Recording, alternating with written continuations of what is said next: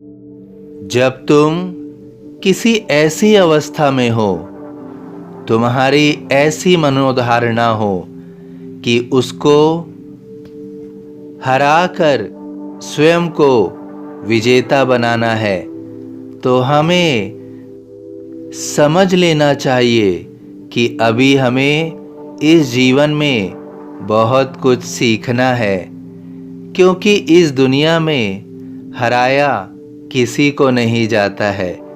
अगर हम कभी किसी युद्ध में किसी को प्रामाणिक रूप से हराते हैं, तो यह समझ लेना चाहिए कि अब हम उस मार्ग पर निकल पड़े हैं जहां हमें सदैव स्वयं को विजेता बनाने के लिए हर एक को हराने की कोशिश करनी होगी।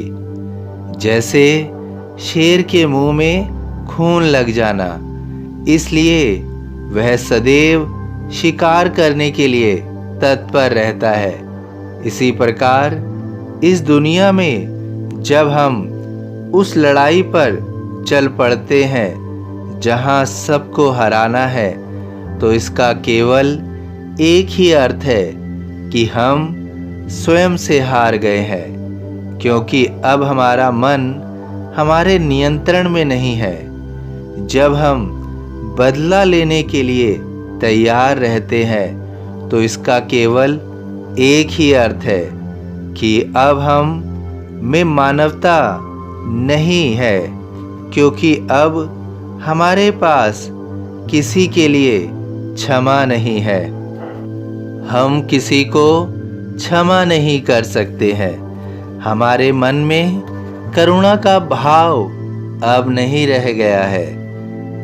अगर कोई तुम्हारे ऊपर अत्याचार कर रहा है, तुम्हें सता रहा है, तो अपना बचाव अवश्य करो।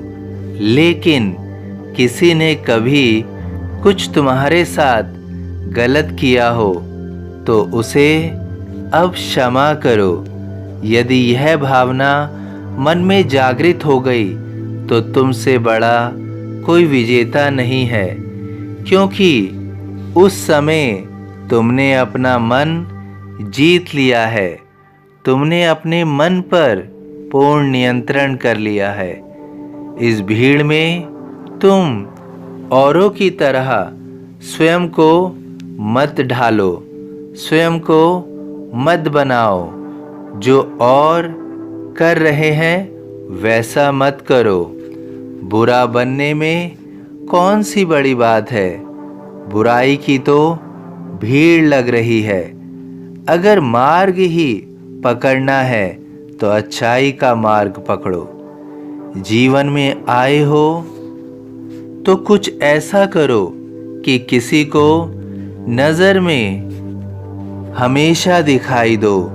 किसी की नज़र में उठो या ना उठो, लेकिन तुम स्वयं की नज़र में गिरो नहीं।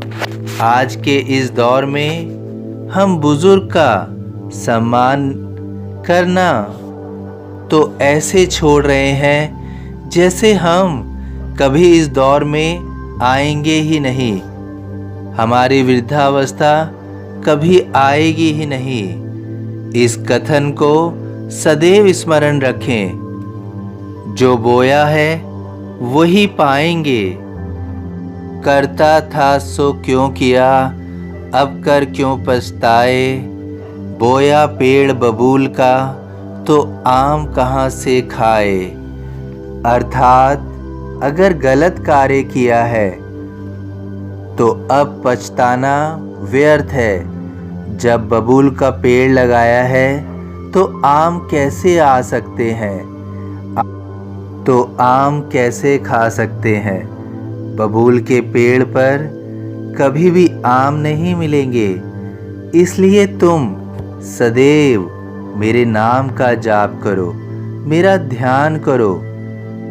निश्चित रूप से हर बुराई से दूर रहोगे। जीवन में सुकून मिलेगा और तभी तुम्हारे सितारे चमकेंगे। तुम्हारे सितारे चमकेंगे। जैसा भाव रहा जिस मन का, वैसा रूप हुआ मेरे मन का।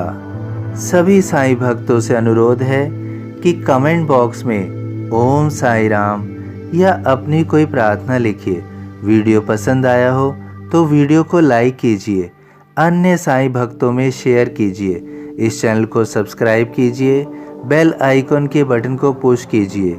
यदि आप फेसबुक में देख रहे हैं तो प्लीज़ इसे फॉलो कीजिए। ओम साईं राम।